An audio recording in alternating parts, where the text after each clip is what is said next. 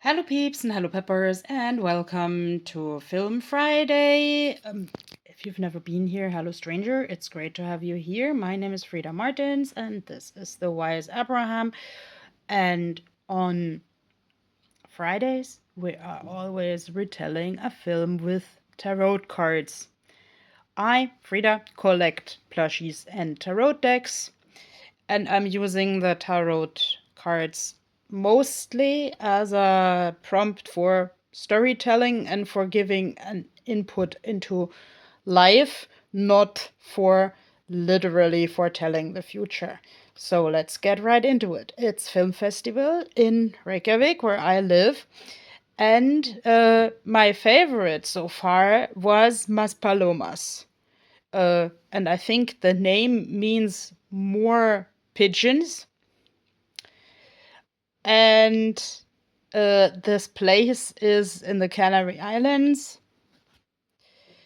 And an old man, yes, this looks already actually like an old man who wants to look strong and bright and cool. Like he has a community in Maspalomas for like gay parties and like also the juicy with multiple partners, and he's thriving there until day one he has a stroke and needs rehabilitation and care. And then it comes out he has a daughter in her 40s or 50s, who in turn has a son who he has never seen. And that sort of is an unexpected, I would almost say, challenge, because Vicente, the old man, still lives in his own bubble. And of course, he kind of needed Maspalomas and his friends and intimate partners there to thrive. So I don't know which of the cats is now him and which is his daughter, because of course his daughter only wants to cater to him with what she knows, like this particular rehabilitation home in Madrid. And then I noticed actually that both parties speak Basque, which was not a theme in Maspalomas. Recently, I watched a video where someone has like researched the state of the science about the origins of the Basque language, like with genetics, and like actually, okay, this person said that the recent science has proven that the Basque people have basically always been there, in the sense of pre-Indo-European, and a society that managed to isolate itself. Side note, I have tried to learn Basque when I first came to Iceland. And the teacher was also in some way queer and said that like the prides in the Basque country are much more inclusive than, for instance, the prides in Iceland. I haven't been to the Basque country or one of its prides. But now this is relevant to the movie because Vicente, the old man, is basically ashamed of being a gay man, and he puts on a mask.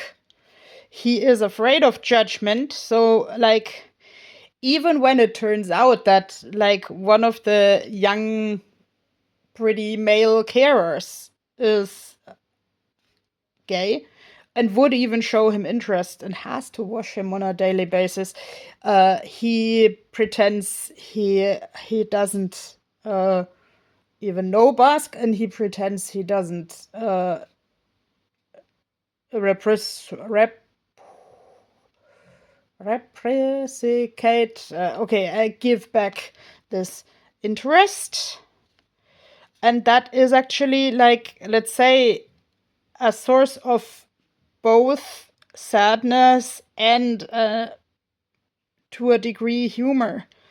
in this film. Here I see the cat has human hands, and of course Vicente is an old and gray man, but like with a stroke, he is to a degree hemiplegic, so he doesn't have use of one hand, and his roommate Xanti. Okay, like now I pronounce that Xanti like a children's book character from my childhood, but the people themselves say Shanti or something. Uh, like the X in Basque is, as far as I remember, sort of like such a ch sound. Okay, Chanti will always force Vicente to move the hand, like the affected hand, so he would regain mobility. And this is, of course, also a little bit too close to home because I have cerebral palsy that might have resulted from a mini stroke when I was still a fetus. Uh, so people have enforced movements from me with arguments of variable quality. And actually, I am still saddened, like when the people like Shanti said something.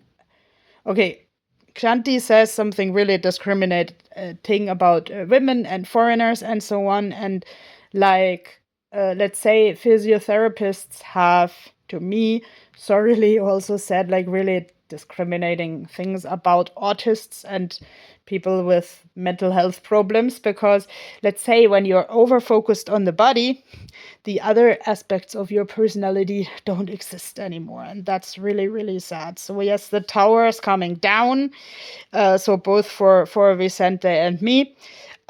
In classical tarot, the tower always means like a construct is crumbling. And of course, the whole film is about a construct crumbling. And there is this basically heartwarming scene when Kshanti has an infection or something that, and this is like at the beginning of COVID times when many people go like, oh, don't touch. And actually Vicente holds him and cuddles him just to comfort him, like not even in a sexual sense, even though there are some hints that Kshanti is like just homophobic and so on, because he is himself like a closeted gay, but let's say that's never overtly said. Temperance is actually something like patience and just like this German saying, abwarten, Tee trinken, just wait and drink tea. Of course, the old folks in the rehabilitation home are supposed to just eat together and socialize, and Vicente basically never wants that. And then the boss of the home says like, and now we want to introduce some changes. And now we want to ask you what you want. And then he says, I don't know what I want. And that is also a little bit too close to home. Because, like, in case you don't follow me for a long time, and in case you don't know that, I live in a disability housing unit where they sometimes also introduce changes that I don't understand. As an autist, the home is not tailored for autists, rather for people with physical disabilities only. And this home is from the 1970s, so with all love and respect, it's kind of a dinosaur. Here we have the sun, like two sides of everything, and actually the sun is supposed to mean happiness. And there is indeed a fallout between Vicente and his daughter Nerea, where she actually tells him that, like, his identity is totally normal for her and for many people who could be his friends around him. So he should be honest with himself, and that would make him happier. So here we have the chariot, which always means movement in classical tarot. So yes, and indeed, as soon as Vicente has his mobility back, I like about the movie that it is said. It is shown how this is a process and not some hocus pocus.